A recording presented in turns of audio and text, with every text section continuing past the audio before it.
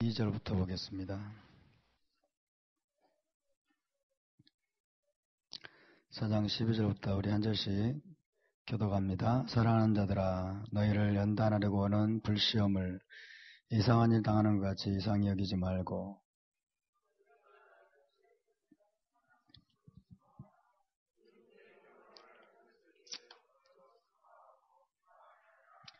너희가 마시아 그의 이름으로 치욕을 당하면 복 있는 자로다. 영광의 영 곧 하나님의 영이 너희 위에 계심이라.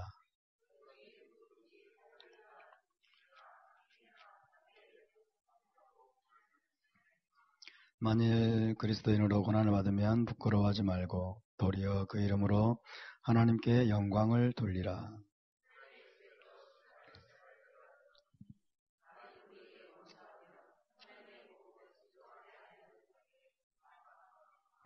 다같이 또 의인이 겨우 구원을 받으면 경건하지 아니한 자와 죄인은 어디에 서리요. 그러므로 하나님의 뜻대로 고난을 받는 자들은 또한 선을 행하는 가운데 그 영혼을 미쁘신 창조주께 의탁할지어다. 아멘. 여러분, 기독교 신앙 혹은 메시아닉 신앙의 중요한 특징 중에 하나는 고난의 영성이라는 것입니다. 고난의 영성이다 하는 것이에요.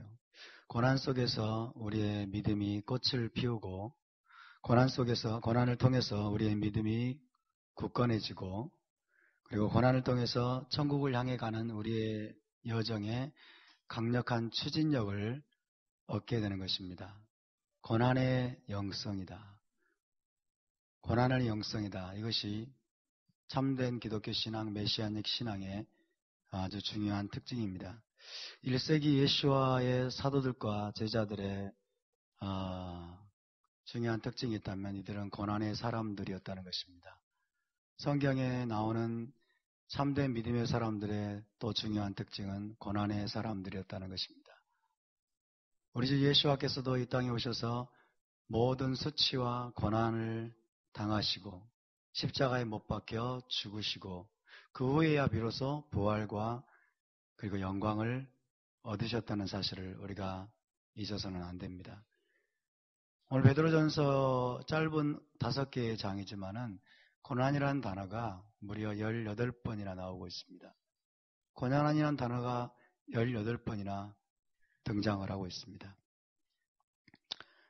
그래서 여러분, 진정한 믿음이라고 하는 것은, 진정한 신앙이라고 하는 것은 고난 속에서 태동하고 고난 속에서 자라고 고난 속에서 견고하게 되고 고난 속에서 꽃을 피운다는 것입니다. 그런데 우리는 지금 자본주의 그리고 물질 문명의 과잉 시대 속에 첨단 과학기술의 여러분 발달과 진보 속에서 살아가고 있습니다. 물질 문명의 과잉, 첨단 과학기술, 이 자본주의가 추구하는 것이 무엇입니까? 이 땅에서 고난을 없애는 것입니다. 고난이 없는 사회를 만드는 것입니다.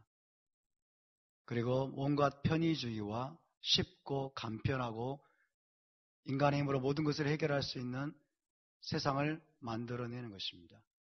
고난이 필요 없는, 고난에 노출되지 않는 그런 세상을 구현하는 것이 이 물질 문명 시대의 아마 목적이라고 해도 과언이 아닐 것입니다. 그래서 지금 세상이 어떻게 흘러가고 있습니까?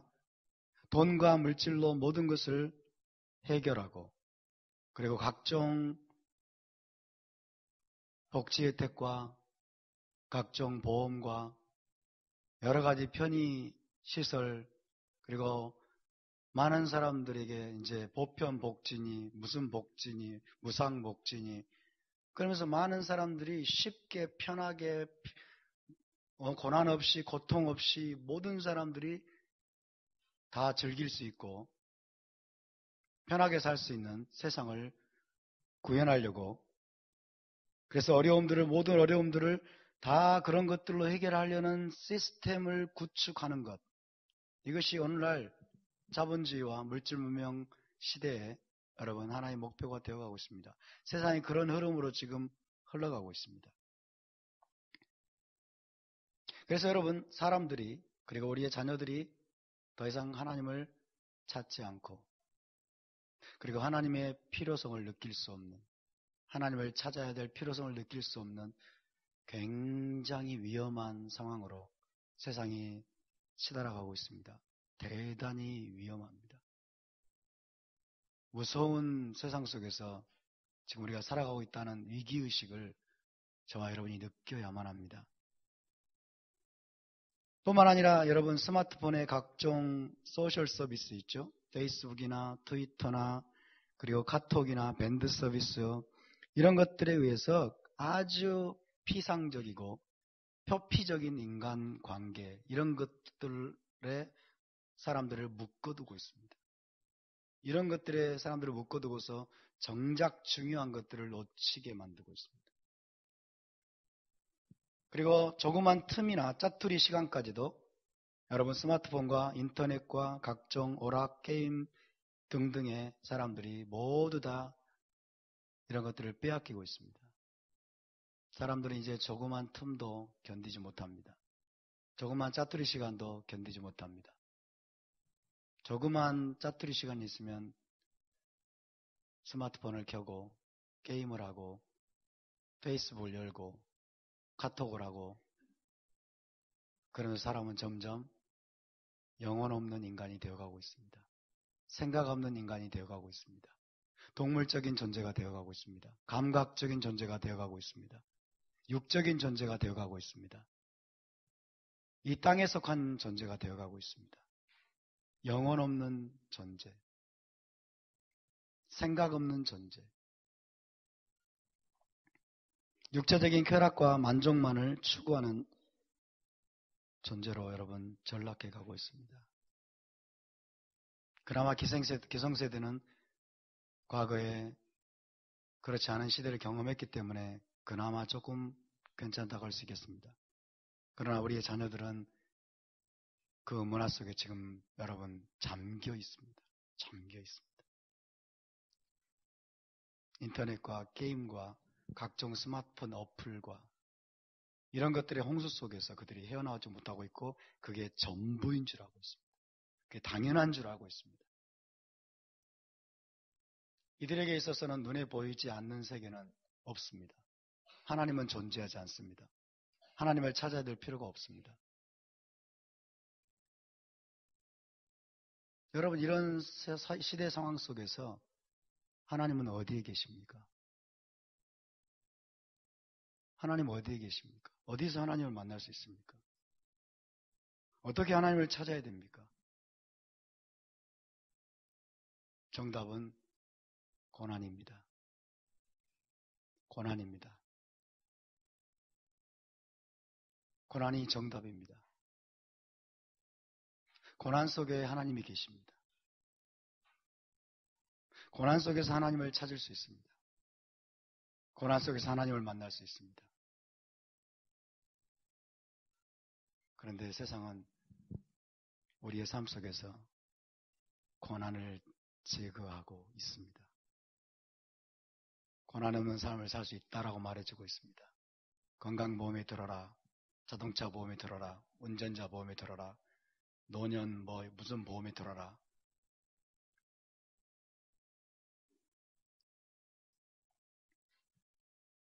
고난 없는 세상, 문제 없는 세계, 보험으로 모든 것들을 해결할 수 있다라고 착각하게 만들고, 그리고 혼자만의 고독하고 외로운 시간에는 기도하는 것이 아니라 페이스북에 들어와라, 카톡을 해라, 그리고 어렸을 때부터 잃어버린 친구들과 연결해라.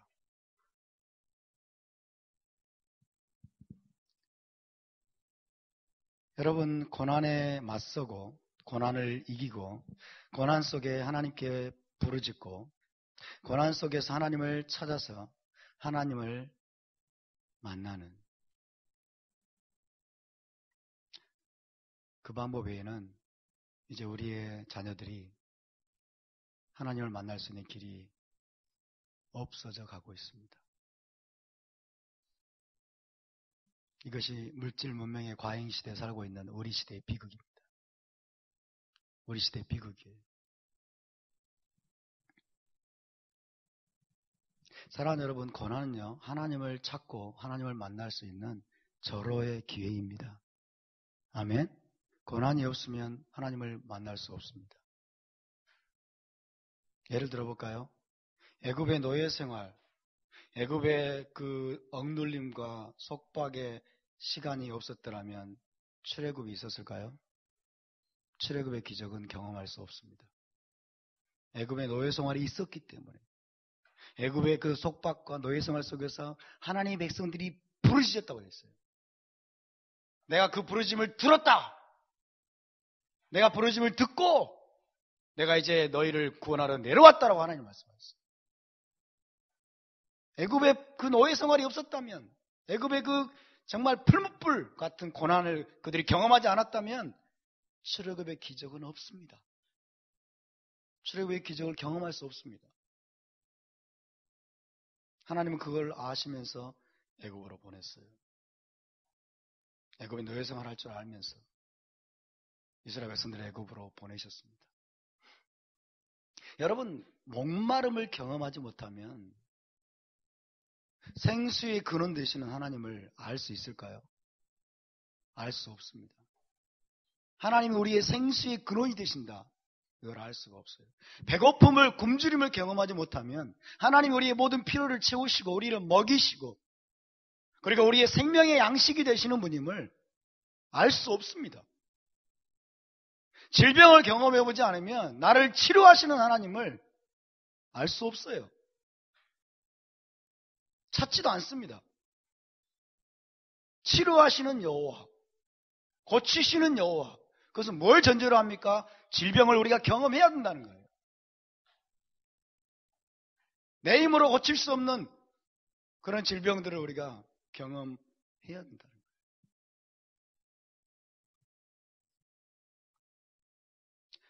우리 시대에 태어난 몇십 년 안 된 것 같아요. 70년대, 80년대 지나서 90년대, 2000년대에 태어난 우리의 자녀들은 여러분 목마름이 뭔지 모릅니다. 배고픔이 뭔지 모릅니다. 굶주림이 뭔지 모릅니다. 전쟁이 무엇인지 모릅니다. 진정한 고통이 무엇인지를 모릅니다. 그래서 하나님을 모르는 거예요. 그래서 하나님을 안 찾는 거예요. 그래서 하나님이 필요 없는 거예요. 너무나 전쟁보다 더한 위기예요. 저는 요즘 이게 피부로 느껴져요. 그래서 제 안에서 탄식이 나와요. 전쟁보다 더한 위기구나 이게.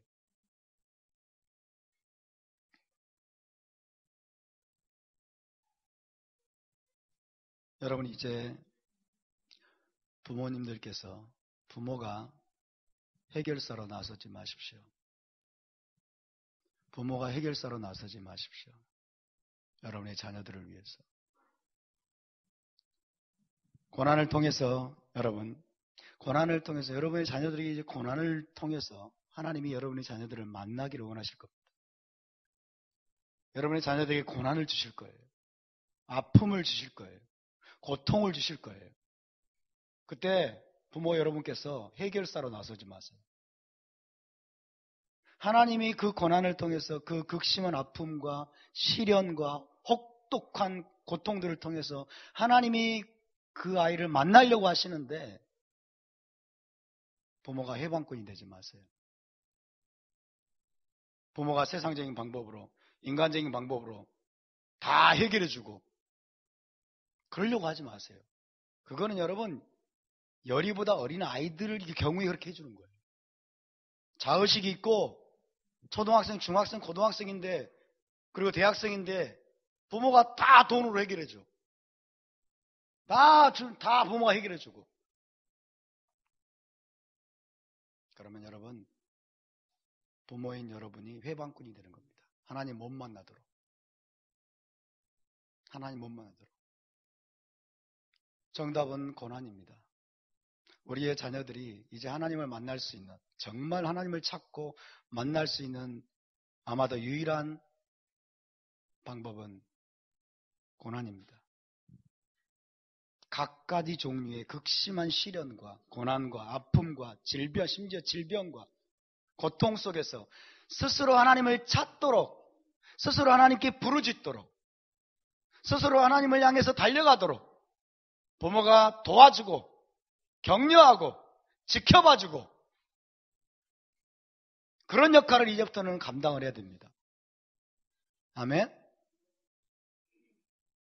지금까지는 다 해줬어요.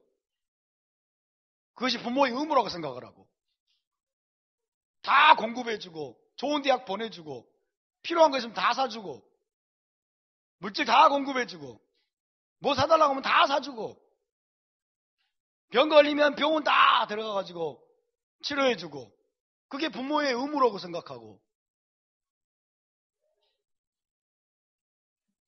그래서 우리 아이들이 여러분 하나님을 찾지 않는 아이들로 변해가고 있습니다. 하나님을 찾지 않아요. 하나님 필요 없어요. 하나님은 이론 속에만 존재합니다. 이론 속에만. 교과서에만 존재합니다.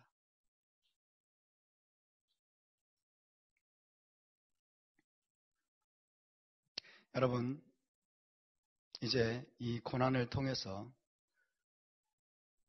우리 아이들로 하여금 하나님을 만나게 하고 하나님을 찾게 하고 스스로 하나님 앞에 고꾸라지게 만들고 하나님 앞에 무릎 꿇게 만들고 그렇게 하기까지 마음이 아프더라도 지켜봐주고 기다려주는 것, 이것이 여러분 우리 자녀들을 향한 진짜 사랑이라고 믿습니다.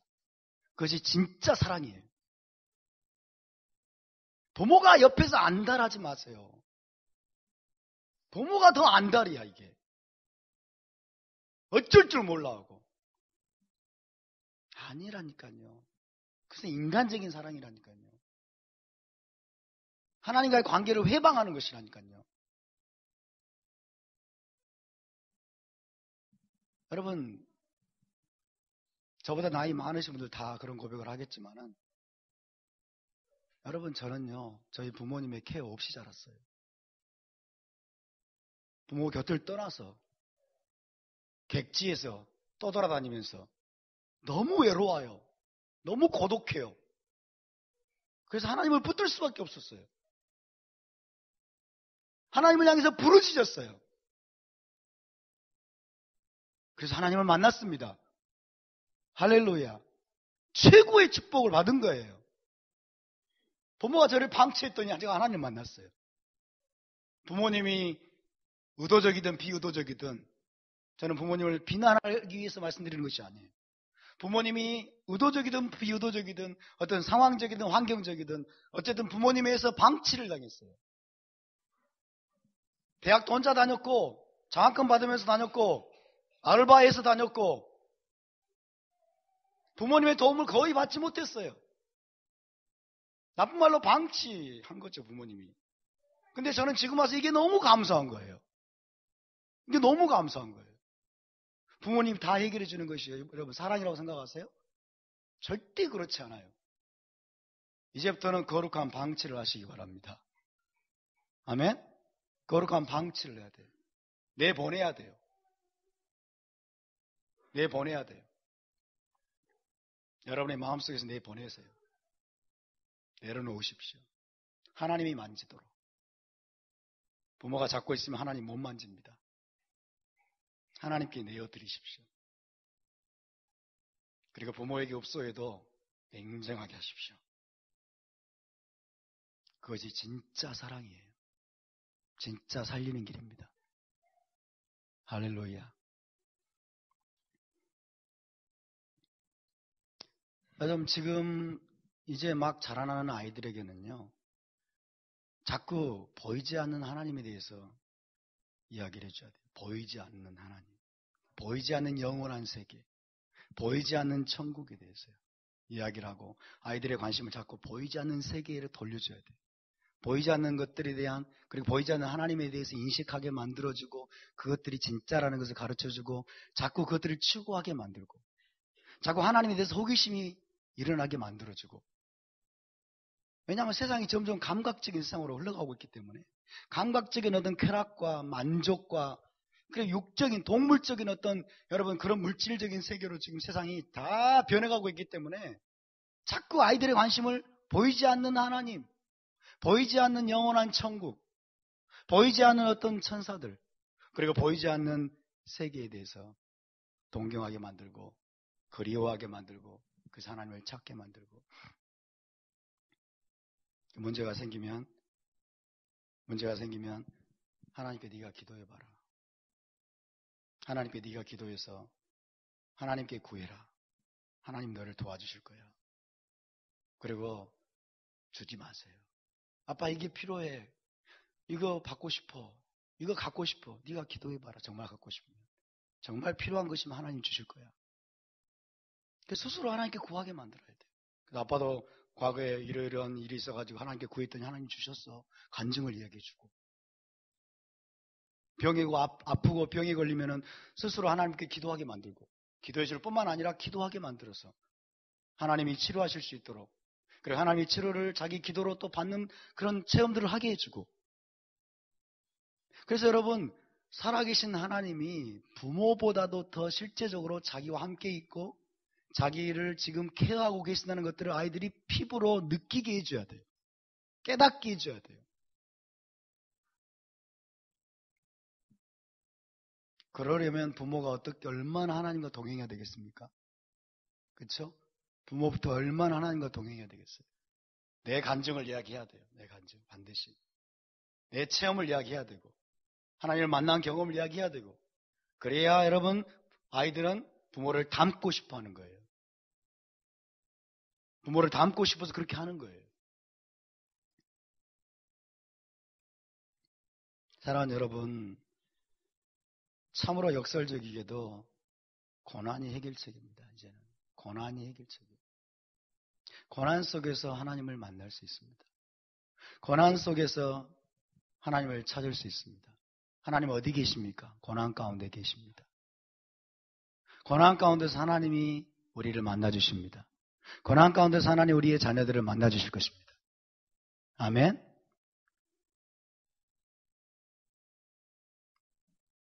세상 문화는 여러분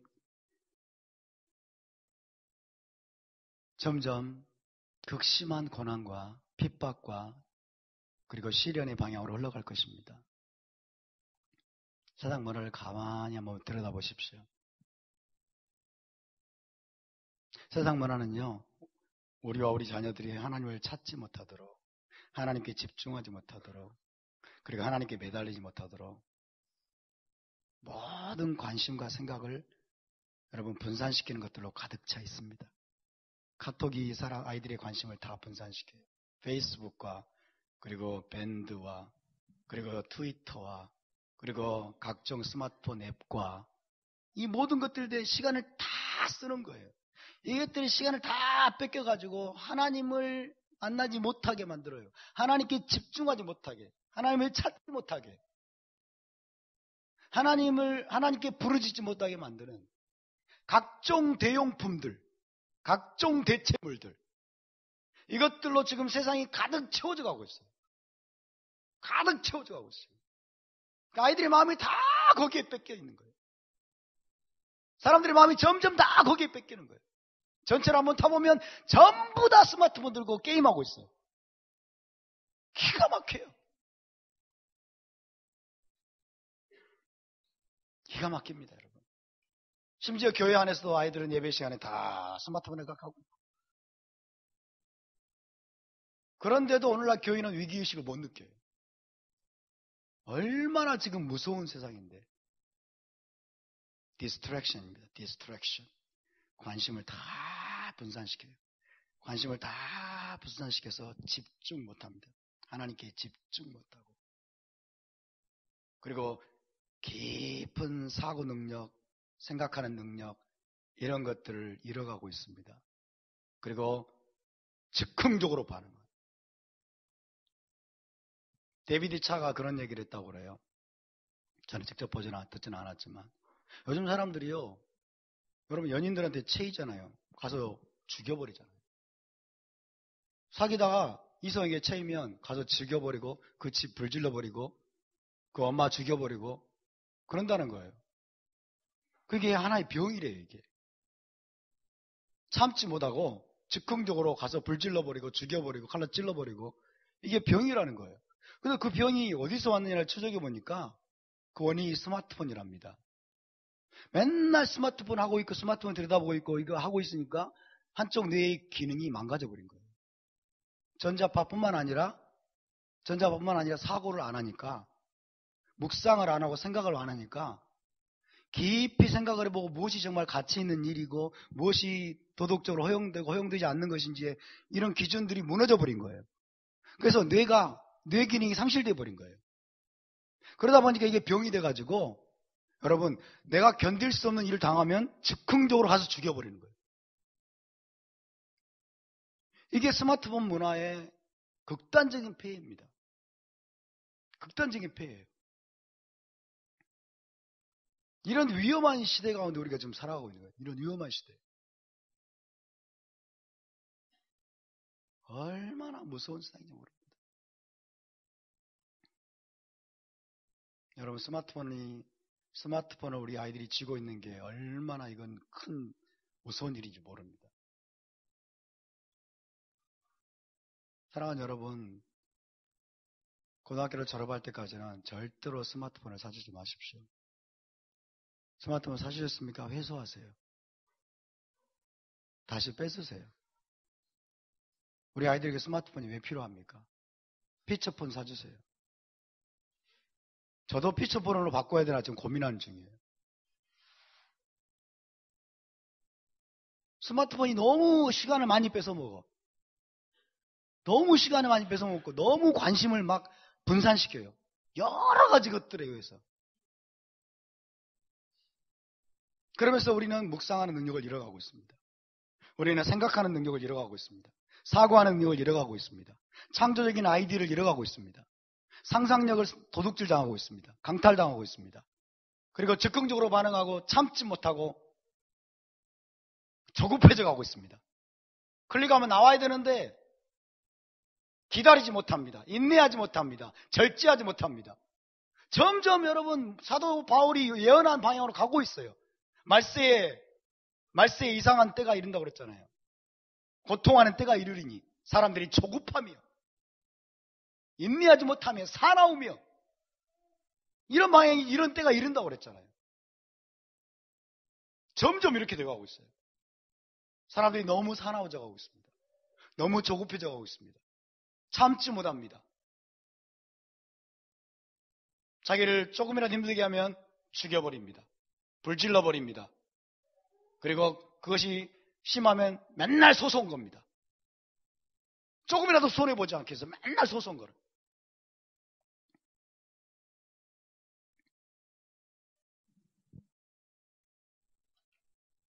사랑하는 여러분, 우리의 자녀들에게 특별히 고등학교 졸업할 때까지라도 종이로 된 책을 읽게 해야 돼요. 종이로 된 책을 읽게 해야 돼요. 종이로 된 책을 읽는 습관을 길러줘야 돼요. 이북이 아니라 종이로 된 책을 읽으면서 어떤 일이 벌어집니까? 창조적인 아이디어가 계속 여러분 길러지고 그 다음에 사고력이 깊어지고 묵상하는 능력이 깊어지고 상상력이 키워지고 그리고 인내하게 되고 절제하게 되고 너무나 많은 가치 있는 것들이 그 과정들을 통해서 길러지게 되는데 세상 문화는 지금 종이로 된 책을 없애버리는 방향으로 가고 있어요. 정말 무섭죠? 종이로 된 책을 읽으셔야 돼요. 여러분도 종이로 된 책을 여러분 읽으시기 바랍니다. 너무 스마트 기기로 책을 보고 성경을 보고 이런 것들에 여러분 너무 노출되지 않도록 특히 우리 자녀들은 절대로 그렇게 되지 않도록 우리 자녀들을 보호해야 돼요. 지켜줘야 됩니다. 그것은 여러분 무서운 무기입니다. 어둠의 영들이 사용하는 무서운 무기예요.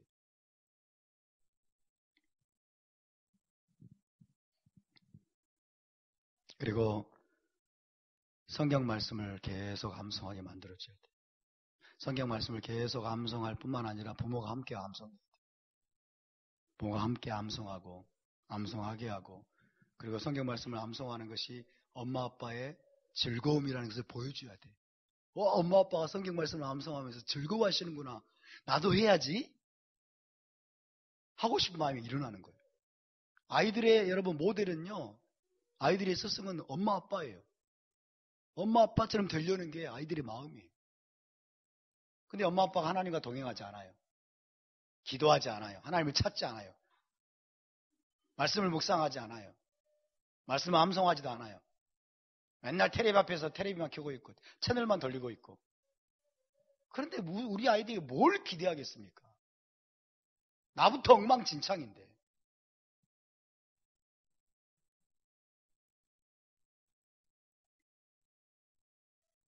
사랑하는 여러분, 앞으로의 시대는요, 전무후무한 고난과 핍박의 시대입니다. 인류 역사상 단 한 번도 볼 수 없었던 전무후무한 시련의 시대가 지금 오고 있습니다. 빠른 속도로 오고 있습니다. 지금은 아이시스가 중동 지방에서만 갑축되고 있지만 지금 앞으로 전 세계의 아이시스가 전 세계를 장악할 겁니다. 아이시스 같은 이런 극악무도한 자들이 전 세계에서 아마 창궐할 거예요. 짐승이 전 세계를 장악합니다. 전무후무한 고난의 시대예요. 우리는 이것을 알고 준비해야 됩니다. 우리는 이것을 알고 있기 때문에 대비해야 됩니다. 고난을 회피하려고 하지 마십시오. 그리고 고난을 두려워하지 마십시오. 고난을 피해가려고 하지 마십시오. 고난 속에 하나님이 함께 하십니다. 고난 속에 하나님 우리를 만나실 것입니다. 고난 속에 하나님 우리를 부르실 것입니다. 여러분의 자녀들에게 고난을 면제해 주려고 하지 마세요. 여러분의 자녀들에게 고난을 막아주려고 하지 마세요. 고난을 없애주려고 하지 마십시오. 고난을 회피시켜 주려고 하지 마세요. 고난이 다가올 때 여러분의 자녀들이 아픔을 겪고 고통을 겪고 시련을 겪을 때 하나님을 만날 수 있는 절호의 찬스라는 것을 기억하시기 바랍니다. 아이들이 하나님을 만나지 않으면 소망이 없습니다, 여러분. 소망이 없어요. 하나님 만나지 않으면 세상 문화의 밥이 됩니다. 세상 미디어의 밥이 됩니다. 사단의 밥이 됩니다. 소망이 없어요. 저는 지금 너무 마음이 아파요. 무거운 책임감이 느껴져요. 어떻게 해야 될 것인가? 공동적인 차원에서, 교회적인 차원에서 어떻게 해야 될 것인가?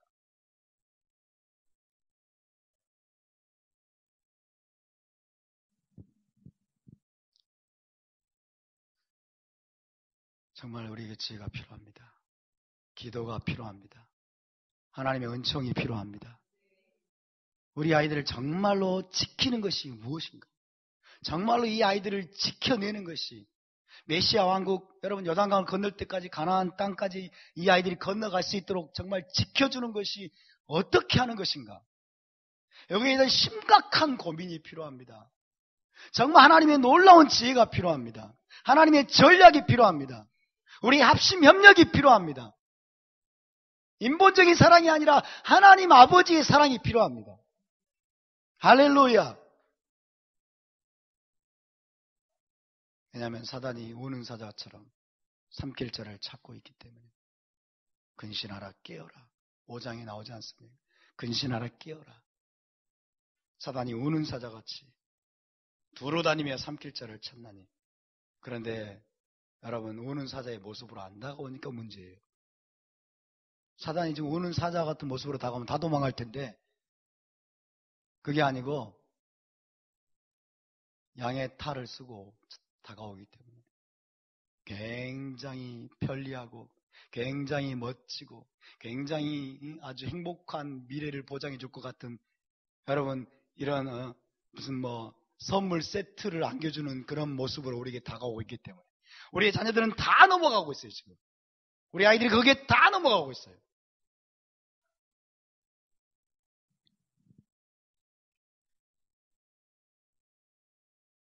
사랑하는 여러분, 앞으로 고난을 위해서 고난에 대비해서 우리의 마음을 준비하시기 바랍니다.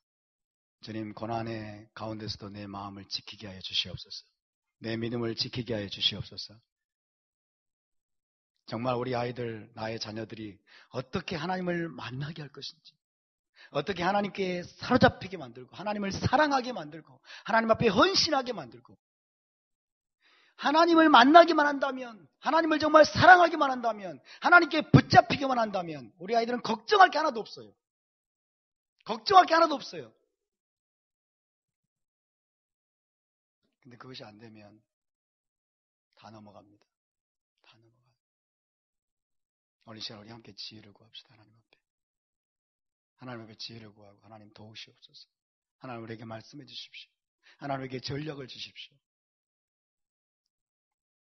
세상 문화로부터 이 아이들을 지키고, 세상의 유혹으로부터 이 아이들을 지키고, 점점 동물적이고 육적인 존재로 세상이 만들어가는 이 사단의 미혹으로부터 우리 아이들을 지킬 수 있는 진정한 지혜와 전략을 주는 우리에게 주시옵시고, 특별히 전무후무한 고난과 시련과 핍박의 시대로 우리를 향해 가고 있는데, 주님, 내가 어떤 고난에도 믿음을 잃어버리지 않게 도와주시고, 어떤 고난도 이기고 넉넉히 이기고 승리할 수 있는 믿음을 주시옵소서. 고난 속에서 내 믿음이 더욱더 견고해지게 도와주시고, 고난 속에 하나님을 부인하지 않게 도와주시옵시고, 고난을 정면 돌파해서 메시아 왕국으로 가게 하여 주시옵소서. 여러분, 그런 믿음을 달라고 우리 함께 이 시간 기도하면서 주님 앞에 나가겠습니다.